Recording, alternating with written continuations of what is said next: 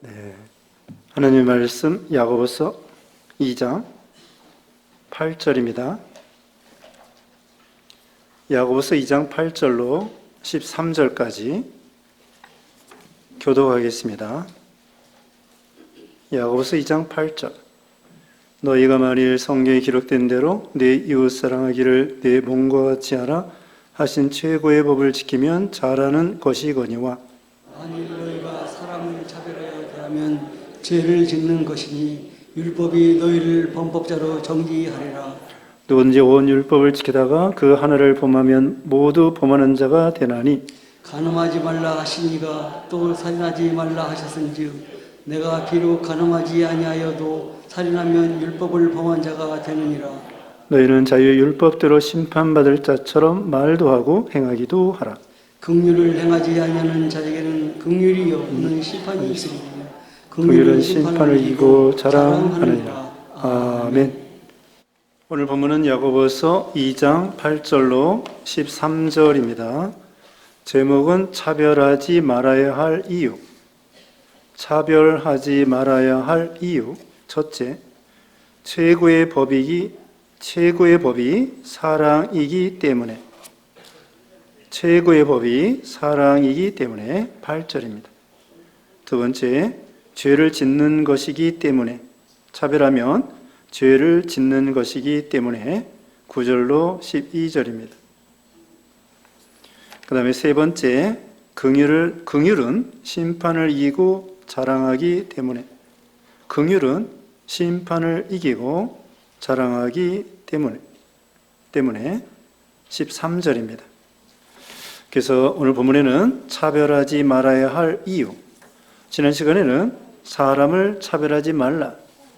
네, 1절로 7절까지 사람을 차별하지 말라, 이런 말씀 배웠습니다. 그리고 4절에는요, 4절에 너희끼리 서로 차별하며 악한 생각으로 판단하는 자가 되는 것이 아니냐. 네, 차별뿐만 아니라 판단하지 말라, 이런 말씀 배웠습니다. 그래서 4절에 차별하고 판단하는 것은 악한 생각으로.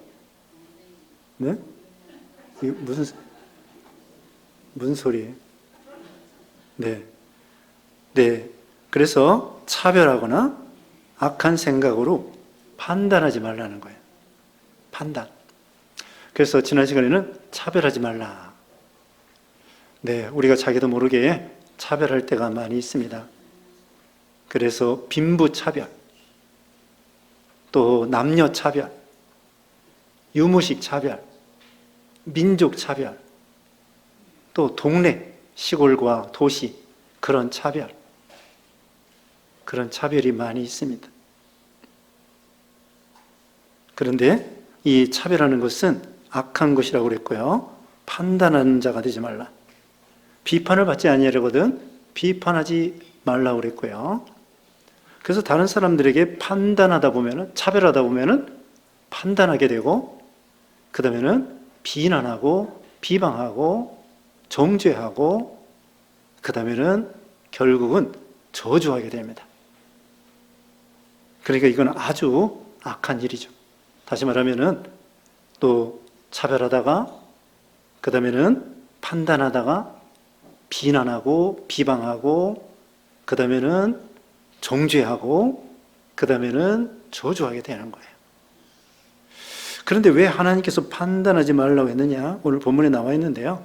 우리는요, 율법의 준행자이지 율법의 재판장이 아니라는 거예요. 판단하는 것은 우리가 스스로 재판장이 되는 것입니다. 그래서 우리가 재판장은 하나님이시죠.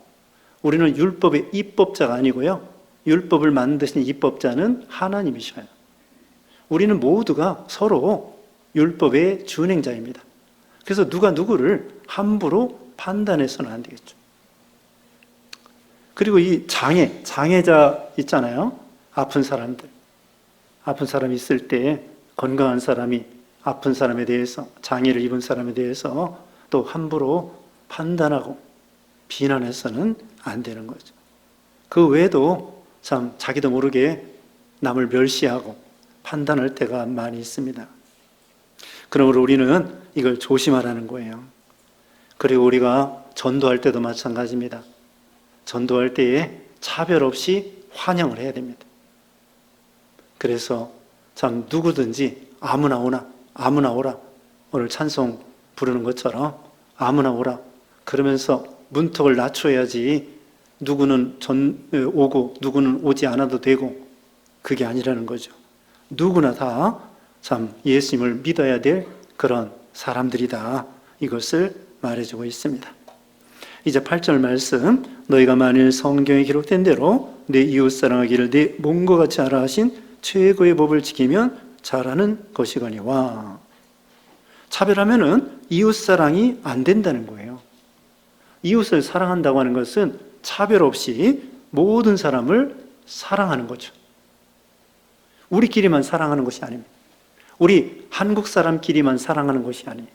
또 우리 가족끼리, 우리 가문끼리, 우리 혈통끼리만 사랑하는 것이 아닙니다. 이걸 초월해서 민족주의가 아니라 민족을 사랑하지만 민족을 초월하여 모든 사람, 세계를 마음에 품고 기도하고 어디든지 복음을 전해야 됩니다. 예전에 중국에 선교 이제 많이 다녔는데요. 목사님들 2분씩 이렇게 다녔습니다. 한 30년 전이죠. 30년 전에. 그런데 이런 말씀을 해서 좀 그렇지만은 어떤 목사님이 중국에 선교하러 이제 같이 가면서 중국 사람들에 대해서 욕을 하는 거예요. 이 중국 사람들 더럽고 떼놈들이고 그러면서 선교하러 온 거예요. 그래서 속으로 그 중국 사람들 욕하면서 선교할 게 뭔가 속으로 생각했는데 나중에 그 사람이요 목사 그만뒀어요. 목사 그만뒀다고. 그런 정신을 가지고 중국에 선교하러 간다고. 그 사람을 미워하면서 왜 선교를 합니까? 우리는 민족을 초월하여 모든 사람을 사랑해야 돼요. 그래서 어느 곳에 가서나 차별 없이 전도해야 되겠죠. 모든 사람을 사랑하는 그리스도의 사랑으로 가는 거예요. 그래서 만약에 차별하면은 내 이웃 사랑하기를 내 몸과 같이 하라 하신 최고의 법을 어기는 것이 된다는 거죠. 이웃 사랑하는 것이 최고의 법이라고 했습니다. 마태복음 22장 37절에 예수님이 직접 말씀했어요. 마태복음 22장 37절에 마음을 다하고 성품을 다하고 뜻을 다하여 하나님을 사랑하고 내 이웃을 내 몸과 같이 사랑하라. 이것이 최고의 법이라고 예수님이 말씀했죠. 율법의 대강령이다. 중요한 골자라고 말씀한 거예요. 거기 각주에 보면은요, 레위기 19장 18절에 나와 있습니다. 레위기 19장 18절에 원수를 갚지 말고 동포를 원망하지 말고 이웃 사랑하기를 내 몸과 같이 하라. 구약의 율법에 이렇게 나와 있어요. 어떻게 해요? 그 각주에 뭐라고 돼 있어요? 다시 거기 보세요. 레위기 19장 18절 적혀 있죠. 거기 보면은 거기 찾아봅시다. 율법에 명확하게 그렇게 나와 있어요. 레위기 19장 18절 읽어주세요.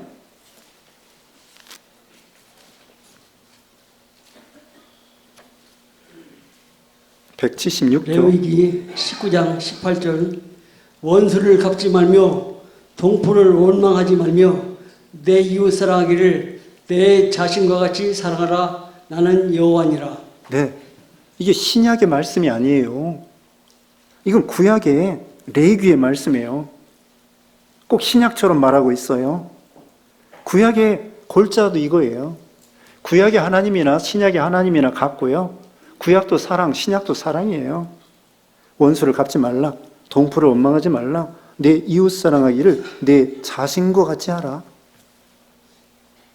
그래서 우리 예수님께서 이 말씀을 인용하여 다시 말하면 마음을 다하고 성품을 다하고 뜻을 다하여 내 하나님을 사랑하고 내 이웃을 내 몸과 같이 사랑하라. 마태복음 22장 37절에 말씀했는데 이것이 최고의 법이라는 거예요.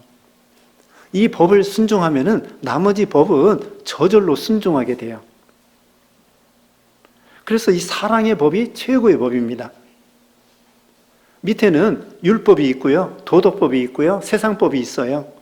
세상법, 그 다음 위에는 도덕법, 그 위에는 율법, 그 위에는 사랑의 법. 그게 바로 최고의 법이에요. 사랑하면은 율법을 지키게 돼요. 사랑하는데 상대방의 것을 도적질할 수 없습니다. 사랑하는데 상대방에게 간음죄를 지을 수 없습니다. 사랑하는데 상대방의 것을 탐낼 수 없습니다. 사랑하는데 부모 공경하지 않을 수 없습니다.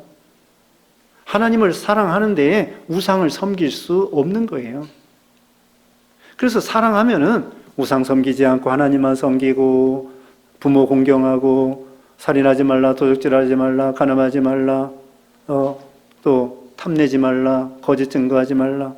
제가 지금 차례대로 말하지 않았는데요. 다시 말하면 부모 공경하라, 그 다음에 살인하지 말라, 간음하지 말라, 도적질하지 말라, 거짓 증거하지 말라, 탐내지 말라.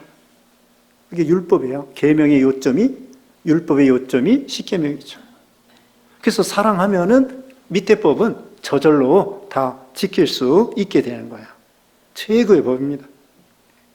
그 다음에 9절에 만일 너희가 사람을 차별하여 대하면 죄를 지는 것이니 율법이 너희를 범법자로 정죄하리라.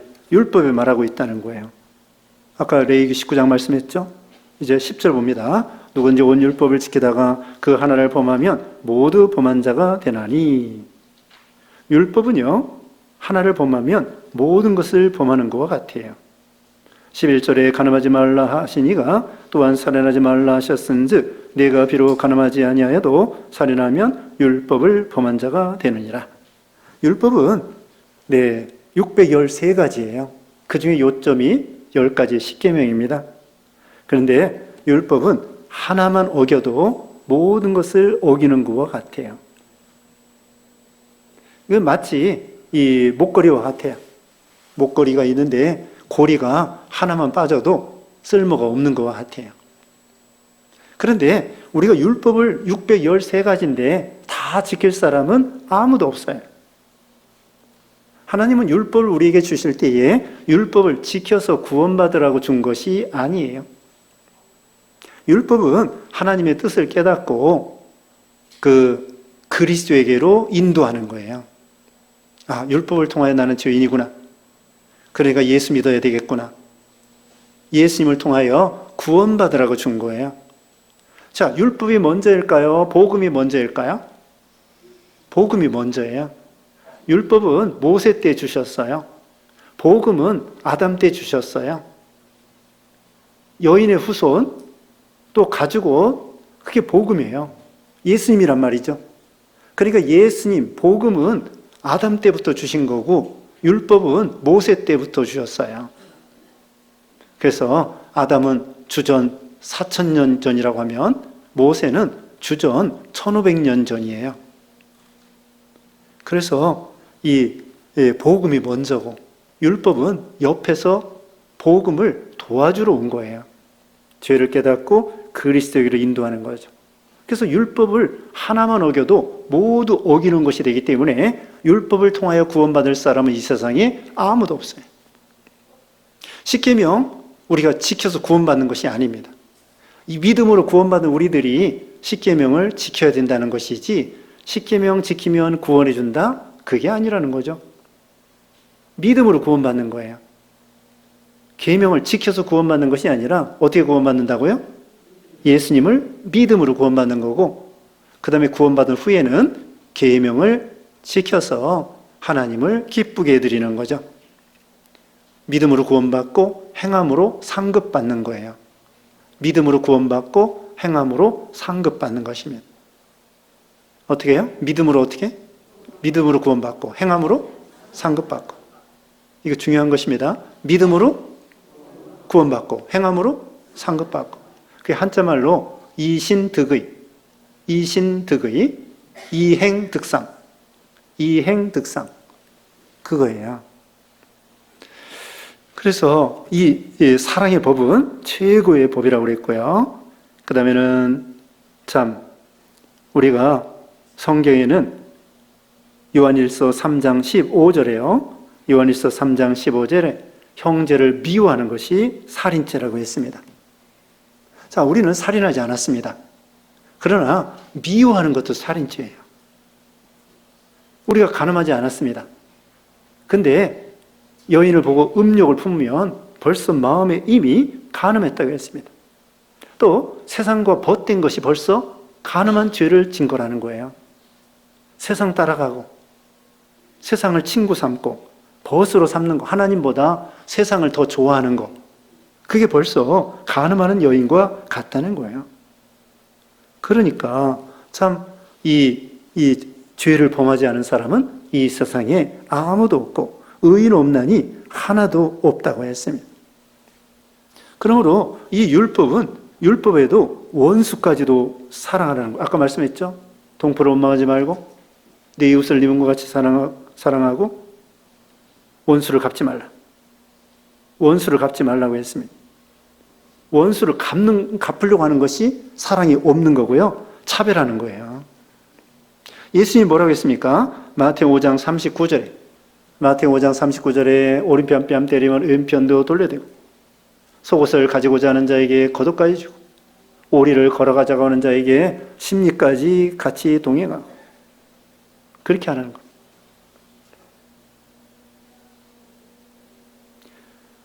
누구까지 사랑하라고요? 원수까지도 사랑하라고 했습니다. 아니, 눈에 보이는 형제를 사랑하지 못하는 사람이 눈에 보이지 않는 하나님을 어떻게 사랑할 수 있겠느냐? 그렇게 말씀했죠. 로마서 12장 19절에는요, 로마서 12장 19절에는 원수가 줄일 때 먹을 걸 주고 목마를 때 마실 걸 주라고 했습니다. 그러면 그 숯불을 머리에 올려놓는 것과 같이 된다는 거예요. 사랑을 베푸는 거예요. 사랑을 베풀 때 원수의 마음이 녹아져서 회개하고 돌아오게 되는 것입니다. 강팍한 살인자고 사형수라고 할지라도 그들에게 계속 끊임없이 사랑하고 전도하고 또 기도해주고 축복해주면은 그 숯불을 머리에 놓는 것처럼 상대방이 녹아지는 거예요. 그리고 회개하게 되는 거예요. 감동을 받는 거죠. 그래서 누가복음 6장 27절, 28절에는 원수에게 기도해주고 축복해주라고 했습니다. 읽어보겠습니다. 누가복음 6장 27절, 28절.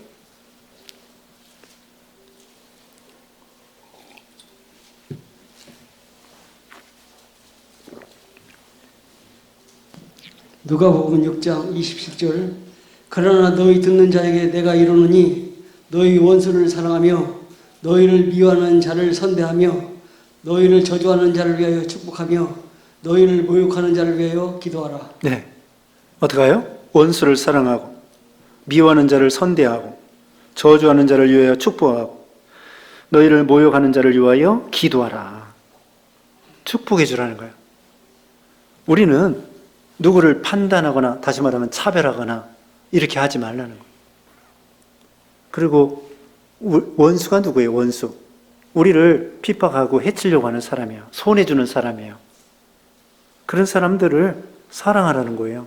요셉이 형들이 자기를 팔아버렸어도 형들을 사랑했습니다.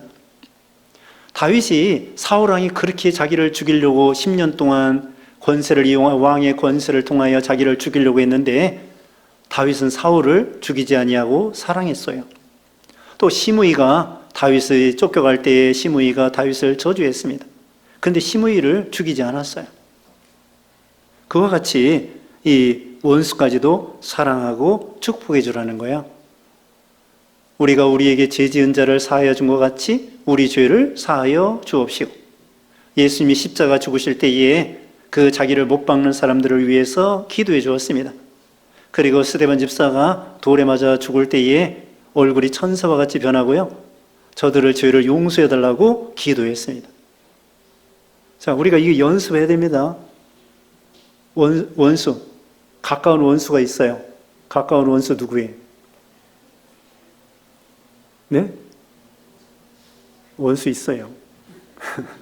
여러분 나름대로 직장에 가도 원수가 있고, 교회 가도 원수가 있고, 가정에 가서도 원수가 있고, 사회에 가도 원수가 있습니다. 그런데 그 원수를 왜 하나님이 옆에 붙여주셨느냐? 사랑하라고. 사랑이 커지라고. 또 어려운 사람, 가난한 사람 왜 옆에 붙여주셨느냐? 도와주라고. 그 사람에게 사랑을 베풀라고. 또 그 옆에 안 믿는 사람 왜 옆에 있느냐? 그 사람에게 전도하라고. 다 하나님 이유가 있는 거예요. 안 믿는 사람 옆에 있으면 전도하라고. 옆에 가난한 사람 있으면 도와주라고. 원수의 옆에 원수가 있으면 사랑하라고. 그 재료를 준 거예요. 진주 있죠, 진주. 저는 보석 중에 진주가 제일 참 가치가 있다고 생각이 됩니다. 다이아몬드보다도 금보다도 진주가 그것이 대단한 거예요.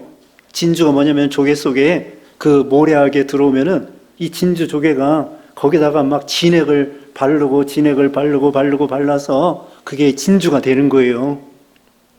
얼마나 힘들겠습니까? 그 진주가 그 자기 살 속에 그냥 모래알갱이가 돌아가지고 자기 살을 파고들으니까 그걸 막 어떻게든지 삭히려고 진액이 나와가지고 뒤집어 싸고 결국은 영롱한 진주가 되는 거예요. 그래서 저는 금보다도 다이아몬드보다도 진주가 이것이 가치가 있다는 거예요. 진주가 진리라는 말씀이 있습니다. 거기 진주를 구하는 장사와 같다고 그 마태복음 13장 44절에 그랬죠. 45절에 그랬죠. 그와 같이 우리 주위에 왜 원수를 주셨어요? 진주와 같이 어떻게 하라고요? 자꾸 진액을 바쳐서 또 사랑하려고 하고 또 사랑하고 안 되면 또 노력하고. 그러니까 오히려 그걸 통하여 진주가 만들어지는 거예요. 다시 말씀드리면 왜 가난한 사람 옆에 있어요? 도와주라고. 또 뭐예요? 어려운 사람, 장애자 있으면 왜 옆에 있어요? 도와주라고. 또 안 믿는 사람 옆에 있으면 왜 그래? 전도하라고. 또 옆에 원수가 있으면 어떡하라고요? 사랑하라고. 진주와 같이 또 사랑하고 하나님이 그렇게 해서 우리에게 주위에 주신 거예요. 그래서 감사해야 돼. 그것이 오히려 은이냐? 은인입니다. 우리 주위에 원수가 있으면은 임자 만났구나. 이제는 내가 사랑해야 되겠구나. 은인이라고 생각해야 돼요. 은인. 어떻게 생각하라고요? 은인이다. 참 고맙다. 그래서 그 원수에게 고구마도 사주고 커피도 사주고 얼마나 고마워요. 자기 만들어지는데 자기를 만드는 거예요. 자기 참는 것이 만들어지고 인내, 참는 것이 만들어지고 사랑이 점점 커지는 거예요. 얼마나 감사해. 천국에 가면은 그 사람이 공로자예요. 원수까지도 사랑할 것. 그 다음에 12절입니다. 너희는 자유의 율법대로 심판받을 자처럼 말도 하고 행하기도 하라. 자유의 율법대로. 자유의 율법이 바로 사랑의 법이에요. 이름만 다른 거지 내용은 같은 거예요. 자유의 율법은 사랑의 법입니다. 사랑하면은 자유가 있어요. 사랑의 세계는 자유의 세계예요. 은혜의 세계입니다. 그래서 우리가 하나님을 섬길 때에도 종의 심리로, 율법의 심리로 하나님을 섬기는 것이 아니라 자유로, 사랑으로 섬기는 거예요. 이 오후예배 참석하는 것도 집사기 때문에 참석하고 그런 게 아니고 하나님 말씀을 배워야 되겠다. 진리를 사모하고 하나님을 사랑하는 마음으로 참여하는 거예요. 우리가 매사가 그렇습니다. 사랑하면은 쉬운 것입니다. 그래서 요한일서 5장 3절에 보면은 하나님을 사랑하는 자는 계명을 지키는데 그 계명이 무거운 것이 아니라는 거예요. 10kg짜리 돌을 얻고 있으면 힘드는데 10kg짜리 손자를 얻고 있으면 힘이 안 드는 거예요. 똑같은 힘이 들긴 들지만 사랑의 힘으로 안 드는 거예요. 그래서 고린도 후서 3장 17절에 그 주의 영이 계신 곳에는 자유함이 있느니라. 고린도 후서 3장 17절에 나와요. 읽어보실까요? 고린도 후서 3장 17절. 주는 영이시니 주의 영이 계신 곳에는 자유가 있느니라. 예, 자유의 세계입니다. 그러니까 이 자유율법은 사랑의 법이고요. 최고의 법이고요. 사랑의 심리로 하나님을 섬기고 또 이웃을 섬겨야 돼요. 걸어가는 게 쉬워요? 비행기 타고 가는 게 쉬워요? 비행기 타고 가는 게 쉽죠? 걸어가는 것은 율법적으로 하나님을 섬기는 거예요. 이 비행기 타고 가는 것은 영으로, 자유로, 진리로, 사랑으로 하나님을 섬기는 거예요. 그 다음에 끝으로 13절 다 같이 읽어보겠습니다. 13절 시작. 긍휼을 행하지 아니하는 자에게는 긍휼 없는 심판이 있으리라. 긍휼은 심판을 이기고 자랑하느니라. 네, 긍휼을 베풀라는 거예요. 우리는 하나님 앞에 무한한 긍휼을 받았습니다. 긍휼은 불쌍히 여기는 거예요. 부족해도 사랑하는 게 긍휼입니다. 잘나서 사랑하는 것이 아니라 못나도 사랑하고, 이게 긍휼이에요. 탕자가 잘못만 했습니다. 아버지 재산 다 잃어버리고 방탕하고 죄만 짓고 그 다음에 아버지 마음을 아프게 하고 그러다가 이제 돌아왔습니다. 돌아왔을 때 아버지가 긍휼이 없다고 하면은 얘 이놈아 너는 내 자식 아니다.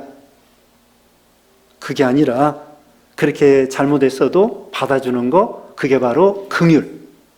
긍휼은 못해도 잘못해도 사랑. 우리가 자녀들이 공부 못해도 사랑하고 또 생긴 것이 못나도 사랑하고, 그게 사랑과 긍휼이에요. 잘났으면 사랑하는 게 사랑이 아닙니다. 긍휼, 부족해도 사랑하고 죄져도 사랑하고, 그렇다고 죄진 것이 잘했다는 것이 아니에요. 부족해도 사랑하는 거예요. 우리는 하나님의 무한한 긍휼을 받았어요. 그래서 우리는 다른 사람을 긍휼을 베풀어야 돼요. 만약에 긍휼을 베풀지 아니하면 긍휼 없는 심판을 우리가 받게 돼요. 거기 마태복음 18장 24절 이하에는, 마태복음 18장 24절에는 1만 달란트 빚진 자가 있고요, 100데나리온 빚진 자가 있습니다. 1만 달란트 빚진 자를 탕감해 주었어요. 너무나 1만 달란트는 너무나 비싼 빚이에요. 1만 달란트. 한 달란트가 34kg인데요. 한 20억이 넘어요. 한 달란트가 20억 원이 넘어. 그 20억 원짜리가 1만 개가 있는 거예요. 그러니까 몇 조예요, 몇십 조인가. 그걸 갚을 길이 없어. 그래가지고 주인이 탕감해 주었습니다. 근데 형제가 자기에게 잘못한 거 100데나리온. 100데나리온은 한 1,000만 원 정도 돼요. 자기는 몇십조 원을 탕감받았는데 형제가 잘못한 거 1,000만 원. 그것을 탕감해 주지 아니하고 막 다그치는 거예요. 그게 긍휼 없는 것이죠. 우리는 하나님의 무한한 긍휼을 받은 사람으로서 우리가 다른 사람을 긍휼히 여겨야 된다는 거죠. 그 다른 사람이 나에게 잘못한 거, 베드로가 그랬습니다. 7번 용서해 주면 어떡할까요? 그랬더니 예수님은 7번뿐 아니라 7번씩 70번이라도 용서해 주라. 형제가 나에게 잘못한 거 얼마든지 용서해 주라는 거예요. 왜? 우리는 하나님 앞에 엄청난 죄를 용서받고 탕감받았기 때문이죠. 그래야 이 긍휼은 심판을 이기고 자랑하느니라. 하나님 앞에 심판받지 않는다는 거죠. 만약에 우리가 형제를 사랑하지 못하고 원수를 갚고 그러면은 하나님 앞에 책망받게 된다는 거죠. 우리는 긍휼의 그릇이 점점 커지도록 그렇게 사랑하는 거예요. 어떻게 하면 저는 그런 생각을 해봤습니다. 저 사람이 내 아들, 딸이라고 하면, 저 사람이 내 자식이라고 하면, 내 동생이라고 하면, 그럼 긍휼히 여길 수 있어요. 내 자식이라고 하면, 내 아들, 딸이라면, 내 손자, 손녀라고 하면, 내 가족이라고 하면, 부족해도 내 동생이라고 하면은 사실은 그 이상으로 초월해서 사랑해야 되는데 그렇게 하면 용납이 됩니다. 그러면 용납이 되고 이해가 되는 거예요. 근데 남이라고 생각하기 때문에 이해가 안 되는 거예요. 용서가 안 되는 거지. 용납이 안 되는 거지. 그러지 말고 이제는 이제 꼭 그렇게 할 필요는 없지만 그래도 내 자식이라고 하면은 왜 내가 용납하지 못하겠는가? 그러니까 사랑하면은 모든 사람을 용납할 수 있습니다. 죄를 용납하라는 것이 아니라 죄는 미워해도 사람은 용납해 줘야 된다는 거죠. 그래서 오늘은 최고의 법, 자유의 법, 긍휼의 법, 이게 사랑의 법이에요. 최고의 법, 자유의 법, 긍휼의 법. 우리가 사랑하지 못하면 자유가 없어요. 기도가 안 돼. 그래서 마태오 5장에 하나님 앞에 제물을 드리려고 하다가 형제에게 원망 들을 만한 일이 생각나거든 형제와 화목하고 그 다음에 하나님 앞에 나와서 제물을 드리라 그랬죠. 형제하고 싸우고서는 교회 와서 예배가 안 되는 거예요. 앉아있긴 하지만 하나님과 예배가 안 되는 거예요. 그러니까 모든 사람을 사랑하고 용서하고 이해하고 용납하고 그래야 하나님이 우리 예배를, 우리 기도를 받아주신다는 거죠. 기도하겠습니다. 거룩하신 하나님 감사합니다. 우리가 하나님 앞에 무한한 사랑과 긍휼을 받았사오니 우리도 이웃을 내 몸과 같이 사랑하고 원수까지도 사랑하고 우리는 참으로 사랑이 부족합니다.